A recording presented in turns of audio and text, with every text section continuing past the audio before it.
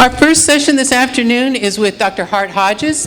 Dr. Hodges is the director of Western Washington University's Center for Economic and Business Research. He's asked me to keep his introduction brief, so I'll let him add any additional information, although I will mention that he has been involved with us and helped us look at our economic situation here as part of the WIWER project, and so he's pretty familiar with a lot of what we need to know in terms of our local economy, and we welcome him and appreciate his time this afternoon. Thanks.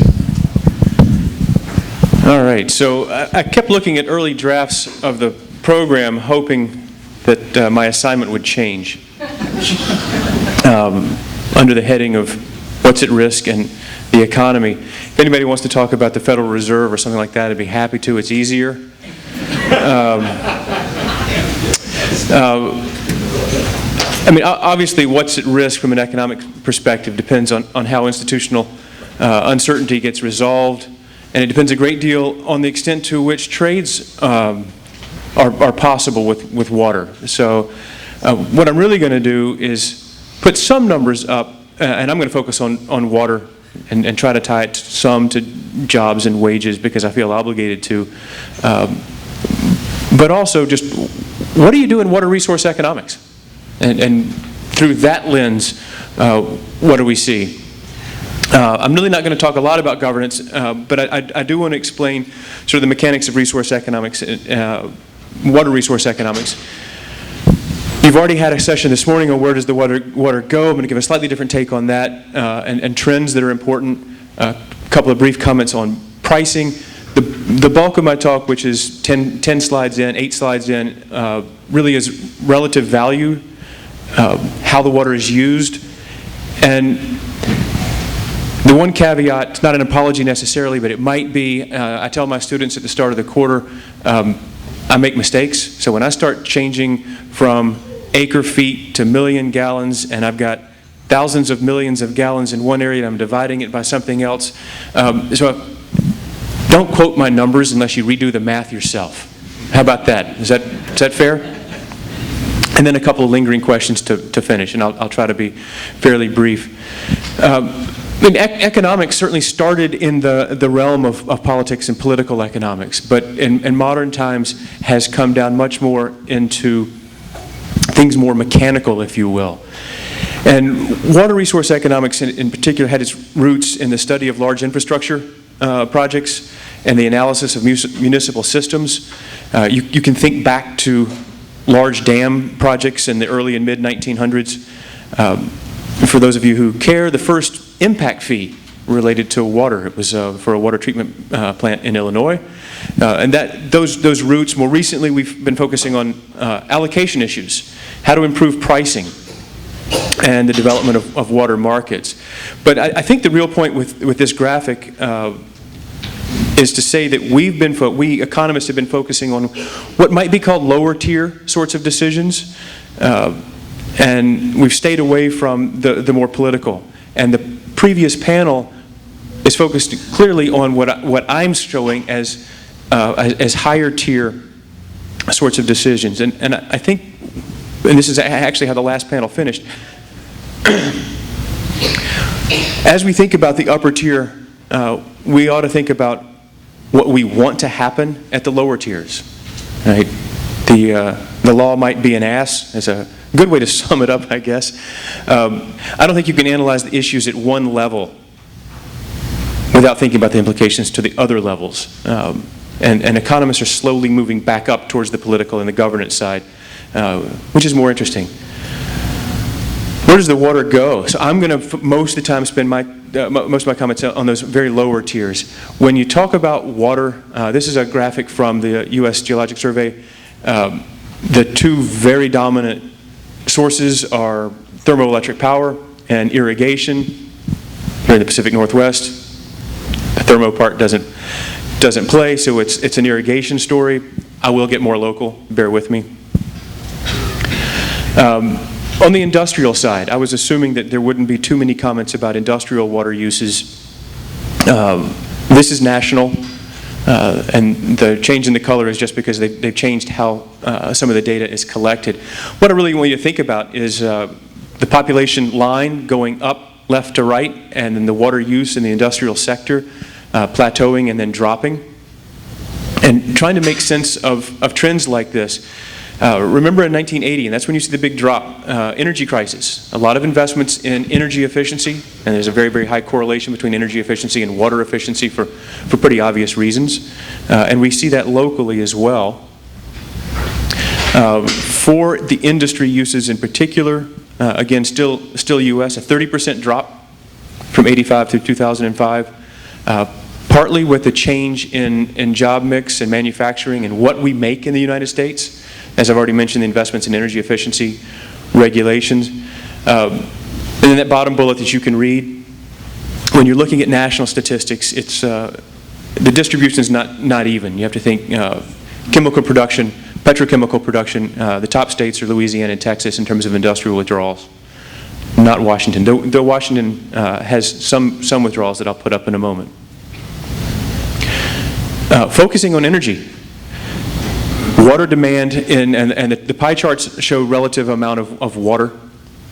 So the pie in 2035 that's just about twice as big as the pie in 2010 is a doubling of water demand for energy, with the largest growth in biofuels, which I found sort of surprising. Trying to get a little bit more local, this is Seattle. The graphic looks the same for Bellingham. Check my clock. Several years ago, I was at a city council meeting, and it was a discussion about whether or not Bellingham should join Everett and challenge the state's requirement for metering. And the comment was made that pricing of water would undermine Bellingham's culture of conservation. And they put up a graph like this to say, look, per capita consumption has been declining in Bellingham, and we don't want to disrupt that. And I was curious, so I went and looked, and I saw the exact same pattern in Seattle, in Tucson, in Phoenix, in Atlanta, and every other city I found. Starting in 1990, per capita water consumption started falling. Municipal uses, not irrigation. Building codes, low-flow toilets, low-flow showers, and the like. Now, a fun question is, how long does that continue? At what point do virtually all houses meet current codes and per capita water consumption starts to level off again? So there's always a question in economics of how much gain is there with technology going forward. And water is an interesting question. When I was with the city of Portland, the Water Bureau there, for the last 2 decades has been fighting declining revenue problems. As per capita water consumption was declining, so were their revenues. Made some interesting pricing issues. So price of water, historically, and Chuck Anholt said, please don't put this slide in. The background is depressing, and no one wants to listen to economics. So I kept it in, Chuck, sorry. Historically, water was priced from our perspective, based on accounting and engineering purposes. How do you recover the cost of the system? I'm going to just simply charge the average cost of the delivery, system, storage, pipes, pumping, etc. No price for the actual resource, which is an issue that resource economists care about a great deal. You've seen a shift to either constant or increasing block pricing, a lot more efficiency, seasonal pricing, so higher prices in the summer. There's a whole tangent that we can follow, but not enough time. How much more effective price changes are than, say, voluntary or educational conservation programs. Right? So if you want to manage demand, what are the best tools to do it? Bellingham. Now, I grabbed some data from the city of Bellingham on total water use. Went from million gallons per day, put it in million gallons per year because I stole the numbers on the right, the bar. Those numbers are what Henry Beerling showed earlier in terms of going from acre feet per year or per month and per year. Just to try to put in perspective, what's municipal use look like in this area? And I didn't have time to get all the data from Linden, Ferndale, and certainly from the county, right? That's a lot of exempt wells. But from Bellingham's system, I took metered, non-metered, multifamily, and single family and said, here's residential, all Bellingham other, just to put in perspective scale. Again, don't get too worried about the exact numbers, but we have an irrigation story when it comes to water use, water demand. So then I started looking at some of the ag uses. So the first column that has water use, million gallons per year again, those were the same numbers you saw from Henry for raspberries. There are several months out of the year where there's irrigation, right? And I just totaled it up. The farm gate value from the United States Department of Ag's regular survey. And Chuck also said, please don't say no water, no berries, even though he's the one that wrote that all over Henry's slides. And that's not to say that that no water means no berries. It's really to get your attention, to highlight the importance of irrigation. And I think it's important to ask, what happens if the cost of water goes up, perhaps significantly? Right? Are there options to the surface and groundwater currently being used for irrigation, and if so, what do they cost? And when you start looking at those costs, then you have to ask, what can be grown economically in Whatcom County? Right? How much would be produced, and what would be produced? Now, in parentheses, I know you can't read all the numbers in the back, but for raspberries, I've got roughly 70 gallons per dollar of farm gate value. For blueberries, I've got roughly 52 gallons of water per dollar of farm gate value, and so on. Don't get too hung up on the numbers, just order of magnitude, because I want to compare it to industrial. So industrial uses in Washington State, I apologize, the data are hard to get, whether they're self-supplied sources of water or self-supplied and public. So again, the numbers are rough. But what I found for Washington State was about 10 gallons per dollar in payroll for industrial uses.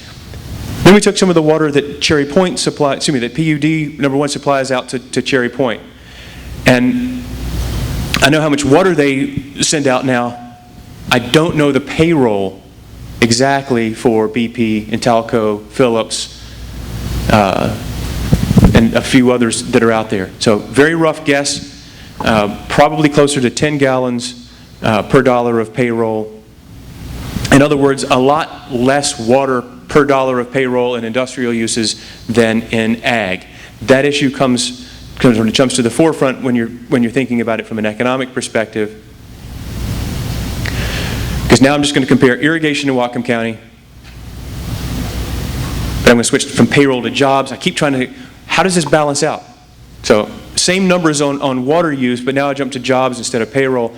About 3,400 jobs in Whatcom County assigned to ag. Well over 2,000 jobs attributable to the companies at Cherry Point. And then you see, again, less than half the water per job, which starts to invite a lot of questions about the allocation of water. Now, before I say anything else, remember, price does not equal value. But when I look at slides like this one, and I start wondering how much water is supposed to go to ag, how much water is supposed to go to industrial uses, and I'm not advocating for anything, I'm just asking questions, you're starting to see a pretty substantial increase in transfer applications for water in Washington State, a good deal of transfers of water in California, and most of it is from lower valued ag activities to municipal and industrial uses in these areas. Colorado is seeking a large number of transfers from ag, but that's mostly for municipal demand, for population growth in the urban areas. And you're seeing a lot of transfers and cap and trade type programs, by cap and trade saying, here's the cap on a given pollutant, you go meet it the best way you can, and you start trading responsibilities of cleanup, trading amounts of water to get the cleanup you need, and you're seeing more of that to meet water quality standards. And I was also wondering, and I got to wrap up pretty quickly, what about the uncertainty? I looked at the title of the symposium, and somebody asked about economic development. So one role of government, when you think about economic development, is creating conditions for innovation. And I think it's a real struggle, whether you're a farmer or another business, and you don't know how much to invest when there's so much uncertainty on the horizon. So trying to resolve that uncertainty is a hugely important step when you start thinking about economic development. And finally, this came up at the last panel for sure. Not just what is one group's objective, but very broadly speaking, what do we want in terms of the institutions? What do we want them to point us towards? In the trade-offs with water, I'm not going to spend any time here because everybody else has already covered these topics and they'll be covered again tomorrow, whether it's farming versus fish versus other things. When I say market tools can be very helpful, I'm thinking improved pricing, possibility of transfers or trading markets.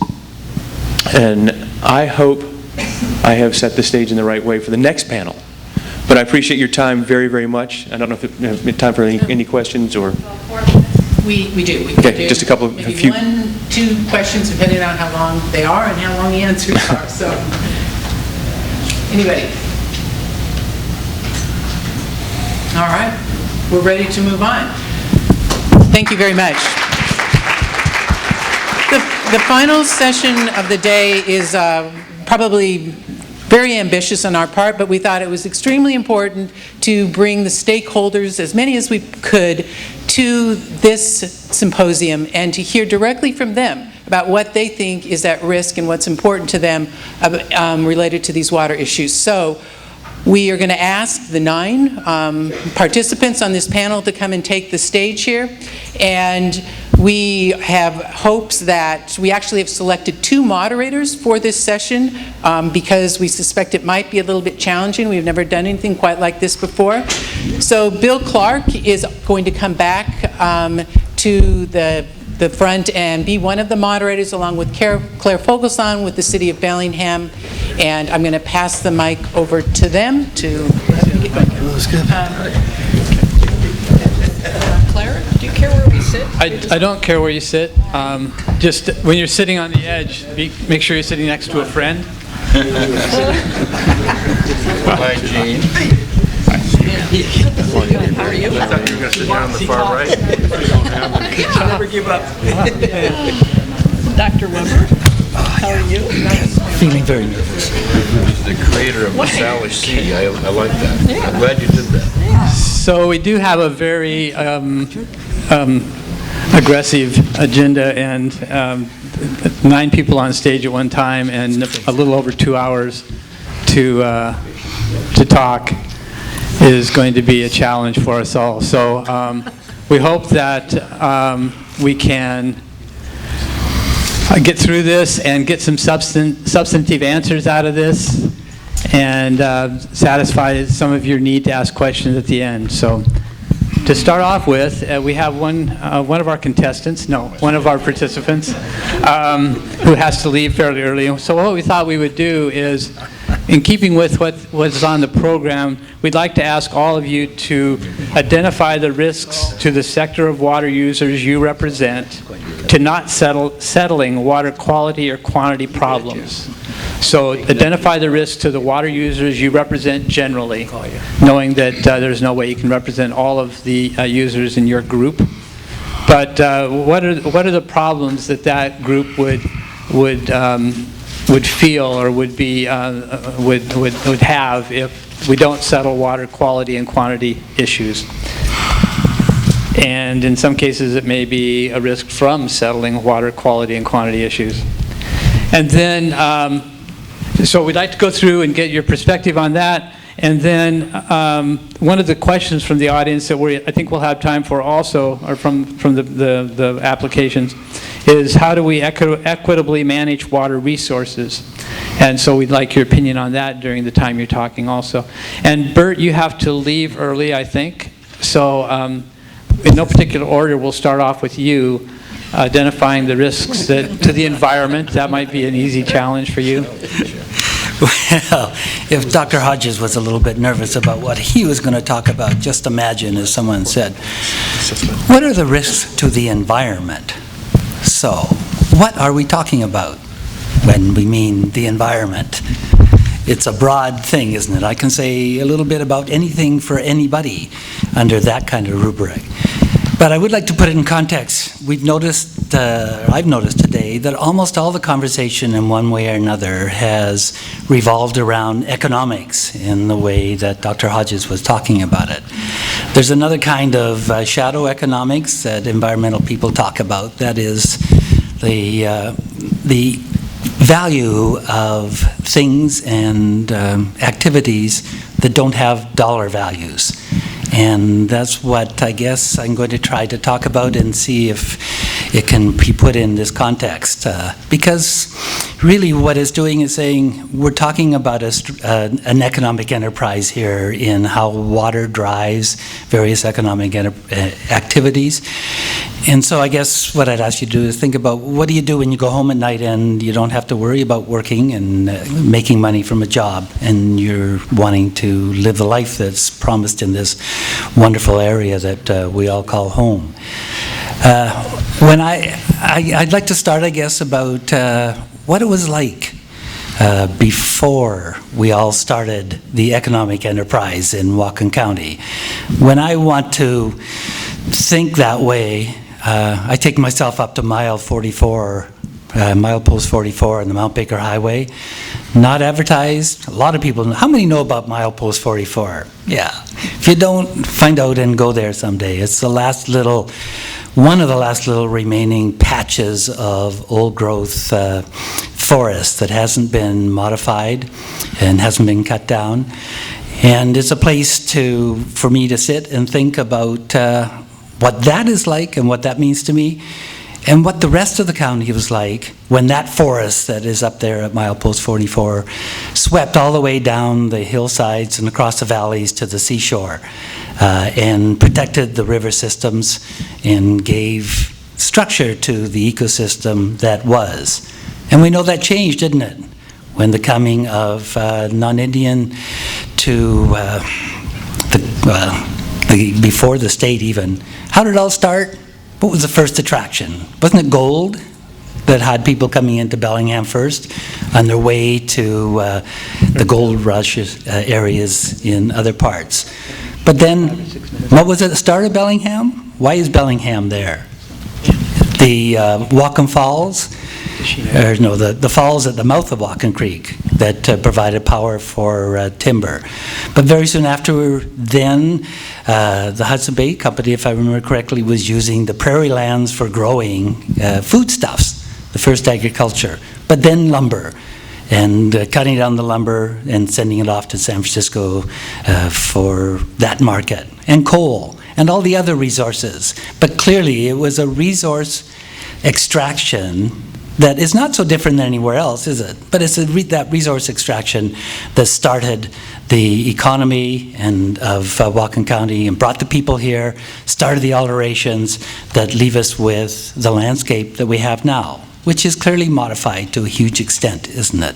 And the problems that we're talking about with water that runs as a thread through the conversation is one of those modifications of the landscape that we've seen. The forests are mostly gone. They say you have to go up to Mount Baker to see what it used to be like. And the whole structure of the county has changed. You know, Fish Trap Creek, who even thinks about what that name means any longer? It's just a place rather than a name that tells you what that creek was most important for. Or Ferndale. I mean, I keep looking for where are the ferns around Ferndale. It was a prairie, though, covered with huge fields of ferns at one time. So these things are gone, just modified totally. And so I guess my question and the reminder is, what about those of us that enjoy those amenities of nature that don't get counted in the cost of water or the value of products? And I guess to keep it sort of in summary, I can tie it in because I am an advocate of the kinds of changes that will occur if we protect our water systems to a greater extent than we are now. Because it will bring back those kinds of natural amenities that people look for recreation, keep that quality of life that is so important to us. I know the emphasis has been on water, but whenever I hear a talk about water, because I do love salmon, and I eat them even, but the thing about water that I always think about is that it's really a measure of what we're talking about for healthy habitat. the way it used to be. The water that flows amongst the forest that spreads out into the wetlands, formed into beaver ponds, all those features that are almost mostly gone now. And if we accept the challenge of the tribes and bring back the salmon to the harvestable levels that they want to see, there will be a resurgence of the natural environment associated with that. We need trees. Now, there's only been a little bit of discussion today about the restoration of the riparian zones, but that's key to providing a better salmon habitat. So when I hear water, I think salmon. When I hear salmon, I think the restoration of the natural habitat, and that, in me, is a good thing. So I'd just like to share that with you. I know it's a little bit off track for some of the other conversations, but there is some kind of value set that underlies the discussion that we're having today that's not related to what the economic values are. Thanks. Great, thanks, Bert. So Bert was first to speak because he has to be first to leave. He set a good example. For everybody else, we're trying to keep initial comments to kind of 5 to 7 minutes, focusing on, from your stakeholder kind of perspective, what are the key concerns or risks to your perspective from not having an agreement on water? What are your biggest concerns going forward and things like that? So how about next we'll go to Roger Almskar, who's a local land use consultant. Why don't I leave it to people on the panel to do self-introductions? Their names are in the program, but if you want to give a self-introduction and then give your kind of piece on this issue. Thanks, Roger. Thank you. Thank you, Bill. I'm Roger Almskar, land use consultant and president of the Whatcom County chapter of the Citizens Alliance for Property Rights, and I actually agree with most of what Bert just said. So I consider myself an environmentalist. I've been one since the late 60s, and I haven't really changed all that much, but I've just seen some of the effects of excessive regulation, badly written regulations, and in fact, if we didn't have those problems at all 3 levels of government, we wouldn't have a Whatcom chapter of Citizens Alliance for Property Rights, and I probably wouldn't be here. So for us, property rights are a much bigger topic than zoning or wetlands, but include printing presses, TV stations, and internet services. Imagine what would happen if the government owned those things. Think about that. Our mission statement is on the back table. We're not against rules, but we want clear, effective, and fair rules. And a lot of the rules that I see in my work are not effective. They're not only regressive and harsh and take things away from people without it doing any good, but they just don't accomplish anything. So the regulatory complex that we have now fails that 3-part test at all these levels. If you read the local left-wing periodicals and blogs, you'll see that we're called extremists, and we're not really tied to right-wing militia groups or skinheads at all. I should have asked for a different title in the program. I'm not here to represent developers. Frankly, there's hardly any left in the rural parts of Whatcom County. But ordinary rural residents and business owners, and I'll come back to that. This name of development was the name of a caucus in the original planning unit process, and I participated in that for a couple of years. But I withdrew when the consultants from some other state started throwing whole boxes of paper at the volunteer members of those caucuses, and most of us had a life, and we couldn't keep up with the thousands of pages of stuff, and that's really a bad tactic to use in a public participation process. In a recent op-ed piece in several local papers, we said that this topic of water resources, planning, and water rights is the most important land use planning issue facing this county at this time. I really believe that. I haven't really kept up with it since withdrawing from the caucus several years ago. I'm starting to get back into it. And I want to thank the people who put this program together for bringing all these people together. I think we've heard a lot of really good information today and had a lot of good conversations. So I appreciate that, and I'm glad that the folks who put it on did this. So the copies of our op-ed are also on the back table, and for reasons stated there, we do support the restart and the operation of the planning unit to complete the process that was started about a decade ago, working with the elected officials of our local governments.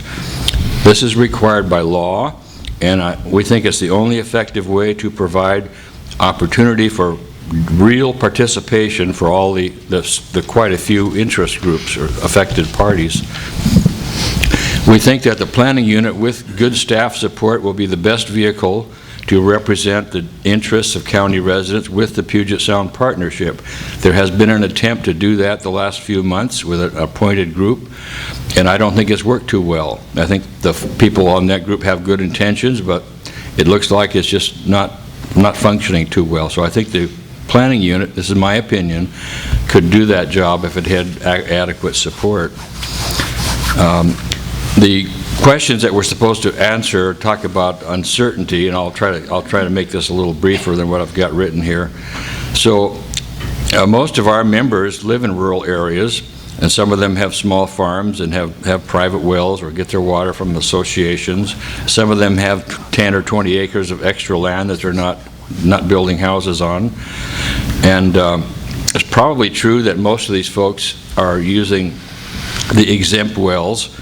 So they are quite concerned about what might happen to those wells, or if they wanted to do a short plat and create 2 or 3 more lots in the next few years, would they be turned down for a new exempt well for water supply? Because this county has about 100 water associations in it, but many areas of the county have no service available, period. The degree of uncertainty for these citizens seems to relate to 3 factors. How much water are they using now, for which purposes, and how much water might they want to use in the future? On the other hand, the amount of uncertainty will be much higher for a farmer, or commercial farmer, or a rural business owner who uses a lot of water now. It will also be higher, as I said, for someone who wants to do a small land division. And there really are very few of those going on right now, by the way. I'll move on to an important thing that has been made clear today, that if we want to solve this issue, we need better information, especially on the scientific side. I mean, we have lots of laws on the books already. We have lots of papers written about this, but it's been said by others that we need better information. We need more stream flow gauges in the county. I recently looked at maps of what we have now, and there's not very many gauges, and they're pretty randomly scattered. They were selected intentionally, but there aren't very many of them. So I would support using tax money to do more gauges. Well logs are a good source. The term hydraulic continuity is thrown about by a lot of folks who are not scientists, including me. The important factor on that is that topic will vary greatly depending on what kind of soil and geology you're sitting on. If you're on these heavier rolling uplands, there's not going to be a lot of hydraulic continuity there if you start digging holes. But if you're out on the terraces, such as north of Linden, there's very high water table is very close to the surface there, and it's a big water table. Hydraulic continuity would be a much more significant issue there, so it varies a lot. But the discussion seems to be not paying attention to that. And I heard earlier today that some judge said that 1 molecule is enough to establish that hydraulic continuity. Well, that just proves the old point that a highly educated person can say some rather stupid things sometimes. Why is it important to address these challenges? Well, we've all heard about that today. There are scientific, legal, and economic issues involved, and we do need to develop a comprehensive long-term solution. Otherwise, we're going to pay a high price, or at least certain major sectors of our community will pay a high price. I was encouraged by Jay Manning's description earlier today of the Yakima planning process, the recent one, and it seems to show that opposing parties can agree on a complex issue. That is, if they're willing to respect the values of others and agree to a multi-part compromise. I would like to see us achieve that here before going through a long, costly adjudication process. And that's exactly what happened in Yakima. I said it took about 40 years. I think to close that the real wisdom is not saying no compromise, but in knowing when to compromise and when not to. Thank you. Thank you, Roger. Steve Banham representing municipal interests, and that was, we're doing pretty good with being on time. Just a little bit shorter would be good, but good information, so. I should certainly be able to help with that. Perspective of Linden Public Works is pretty pragmatic, I guess, as we look at these different issues. We heard conversation earlier about growth management, and growth management is about having cities support the long-term growth in the area. So our focus in Public Works is just looking at being able to support those long-term growth requirements. In doing that, we have a fairly substantial investment in infrastructure, and so uncertainty always puts that at risk. We have to plan for the future, and when the future is uncertain, it's difficult to do that. We put a lot of effort into that. And for us, water quality concerns involve not only the water utility, they involve other utilities, our stormwater utility, making sure that what we discharge into these water bodies is of good quality, our wastewater utility, making sure that it discharges proper water. So all these questions have bearing on how we operate the city, and we're interested in making sure that there is a resolution to these issues. Long-term water rights, I know, even as a relatively new participant with Linden, have been an issue in the past, and we'd like to see that resolved. So I guess very simply, that's our pragmatic perspective.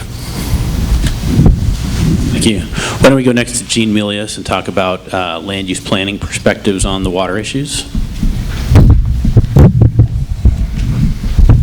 Thank you. My name's Jean Milius, and I'll be talking about some of the same issues that Mark Personius from Whatcom County talked about this morning when he was talking about land use planning. Well, to get a definition of planning, I looked in businessdictionary.com, which said that planning is a basic management function involving formulation of one or more detailed plans to achieve, and here's the key phrase, optimum balance of needs or demands with the available resources. The planning process, 1, identifies the goals or objectives to be achieved. 2, formulates strategies to achieve them. 3, arranges or creates the means required. And 4, implements, directs, and monitors all steps in the proper sequence. We expect businesses to plan.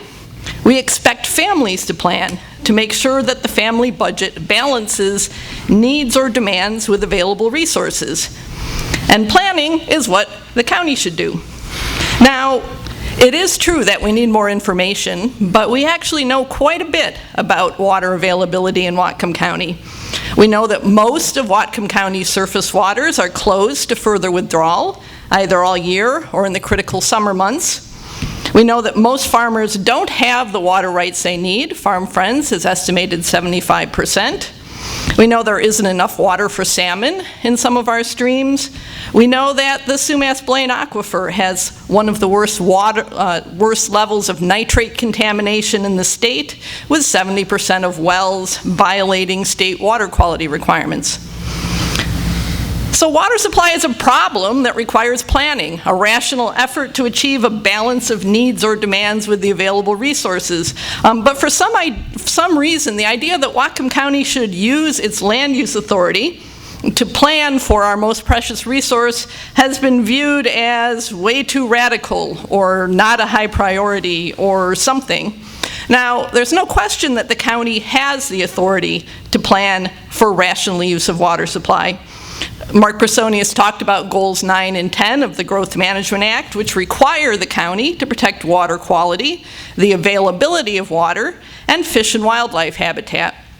He mentioned that the county is required to plan for rural development that protects surface water, protects groundwater resources, and is compatible with fish habitat.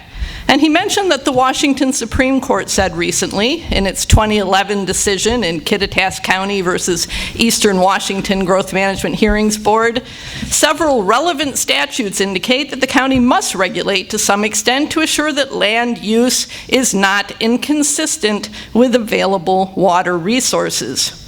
So what could the county do? When it's deciding where to encourage or discourage growth, it could make water availability a key factor. It could prevent further pollution of groundwater and surface water, because poor water quality in some areas translates to a lack of water supply. Now, I'm representing local citizens who, along with FutureWise, are asking the Growth Management Hearings Board to find that Whatcom County has an obligation to make sure that rural land use planning takes water supply into account. And that's not only by addressing exempt wells, which Mr. Personi has talked about, but also by thinking about water supply when it's planning, thinking about water quality when it's planning. The county has said that it has no obligation to do anything that the Department of Ecology doesn't make it do, and we should have a decision next month. But whether or not the county is required to protect water supply through planning, it certainly has the ability to do so. Why does that matter? Because we have such a limited number of tools available to us, and because the stakes are so high. The tools that we have are, number one, state water supply. And that panel of lawyers, the whole purpose of it, I think, was to show us how state water law sucks. We heard that it's not enforced by the Department of Ecology. We heard it's not adequate to the task at hand. We had 1985 Department of Ecology participation up here, not much since. Under federal law, the tribes have options and rights, which are theirs to talk about. And we have the county's ability to plan for the optimum balance of needs. Now, let me leave you with one more quote. While none of us who live in Washington's beautiful fourth corner are pleased with the prospect of spending substantial amounts of money on water resource issues, all of us have an important stake in the outcome of this work. If we fail to initiate and see these important projects through to successful completion, we will pay a much heavier price in the future. Without available and viable water resources, the beauty, strength, and vitality that make Whatcom County a desirable place to live, raise our families, and pursue our dreams will wither away. Now, that's nobody's campaign speech, this 2013 period. This is from the introduction to Whatcom County's current Comprehensive Water Resources Plan, which was signed by County Executive Pete Kremen in 1999. Yes, Whatcom County's current plan is now a teenager, 14 years old. What were our ambitions at the turn of the millennium when we adopted our current plan? Let me quote just a couple of the goals in this comprehensive water plan. Whatcom County will have coordinated land use and habitat management that protects drinking water supplies and provides recreational opportunities while restoring and sustaining natural systems. In capital letters, water supply. Whatcom County will have a locally developed watershed plan and implementation strategy that provides for long-term, reliable, and sustainable water supplies by 2003. 10 years later, in 2013, my fear, and I'm sure the fear of most of the people in this room, is that we'll all be here, older, grayer, a little less spry, 10 years from now. In 2023, in a county that has successfully resisted planning, we will find that it has also failed to provide for coordinated land use and habitat management, failed to provide for long-term, reliable, and sustainable water supplies. A county with more farmers uncertain about their water supply, more wells that violate state water quality standards, and fewer salmon. Thank you. Let's go next to Perry Eskridge. Perry Eskridge is an attorney in private practice here in Whatcom County and also serves as Government Affairs Director for the Whatcom Association of Realtors. So Perry, you can speak from your perspective representing realtors or from your perspective representing private landowners and development, or however else you want to frame your thoughts today. Sure. I grew up in an area where water wasn't very plentiful. I grew up in Montana, and if you've ever spent a summer in Montana, I've seen a raging river at the base of my grandparents' house, Swan River, if anybody's curious, dry up to nothing more than a trickle that you could barely even skip a rock through by the end of the summer. My family, we were in the timber industry. You know, we managed thousands of acres of land. We harvested trees, we planted trees, and that's sort of my background. That's my growing up with water. When I came out to Western Washington, I thought, wow, now I know where all the water is. And it falls regularly. Recently, I got a sort of a slap introduction to water rights. I was approached by a private client who wanted to sell their farmland out in Linden. They had a realtor who had helped them price it. And I remember the first time I sat down with them and I looked at the amount of land that was for sale and I looked at the price and I thought, whoa, somebody messed up with a zero here or something. We need to take a better look at this. I thought it was way overpriced for the amount of acreage that was happening. And then about halfway through the transaction, it suddenly dawned on me through a memo that was circulated around to the parties why exactly this transaction was happening. This property had a senior water right that dated back to the first time Washington even talked about water rights. And it was for an amazing amount of water. And this family could demonstrate that they had put that amount of water to beneficial use continuously ever since. I mean, the records are all there. And the purchasing party made no bones about it. They wanted that water, and they wanted it bad. They didn't have as quite a good a claim. You know, you probably know the difference between rights and claims now. They had a claim for a little bit of water that was sufficient, but it was in their interest, they felt, to pay a lot of money to get a hold of that right. And I was a little bit taken aback by that. So it sort of piqued my interest. As it happened, a few weeks later, I was hired by another client who found himself a part owner in a well. And the land that he owned was serviced by a well that was not on land that he owned, but he had this part ownership easement for the water line. What he discovered was that in an effort for developers to build homes around there, the person who owned the property where the well was located had started to sell the water from the well. And he, being concerned that this might affect his rights to the water, hired me to start looking into this. And you realize almost immediately that when you're trying to figure out what people own, what people have rights to, what the value of their property might be, with water, without water, if you have any uncertainty at all, those numbers start to go all over the place, and people start to get greedy. They start to get a little bit angry, especially if you want what they perceive they have. And when you start having these conversations, they go from 0 to enraged in about 30 seconds or less. So that's kind of the backdrop here. I deal with realtors constantly on a daily basis, and more and more and more I start seeing questions about what do we do with the water rights? Do we have water rights? Who do we talk to about valuing what the water rights are? And that's because people are starting to realize quickly, even here in Western Washington, this is becoming a scarce resource. People came out here for gold originally, I heard somebody say. Eventually, people who stay here are going to want to be knowing who owns the water. And if we don't have some certainty in where those rights are, or some ability to figure out what those rights are, then we're setting ourselves up for a lot of money being expended for, I don't know how much gain or benefit there might actually be. So what I think is most at risk is not even from the realtor's perspective. I'll just tell you from an attorney's perspective and from a citizen of Whatcom County. If we don't figure this out on our own, it's going to be figured out for us. And I guarantee you that we may not like the